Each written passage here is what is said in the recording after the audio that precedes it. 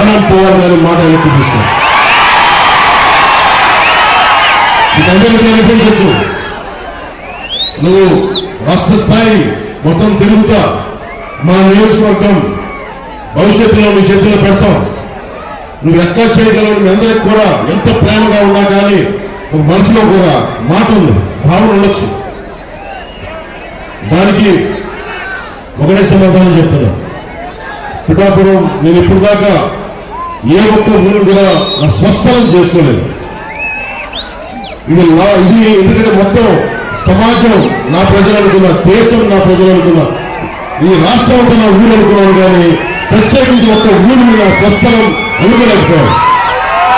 శ్రీపాద శ్రీరాముడు పెట్టిన ఊరు పాదదయ అమ్మవారు వెలిసిన నేల ఇది, దక్షిణ కాశీగా పేరున్న నేల ఇది. అలాంటి ఆంధ్ర బాప్టిస్ట్ చర్చ్ అని చెప్పి 1905లో ఎస్టాబ్లిష్ అయిన చర్చ్ దగ్గర బంగారు పాపమ్మ దర్గా ఉన్నది.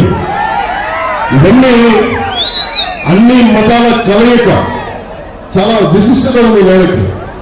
అలాంటి నేలకి శ్రీపాద శ్రీ ఉన్నప్పుడు నా గురువు, నేను దత్తాత్రేయ గురు పరంపర నుంచి వచ్చాను.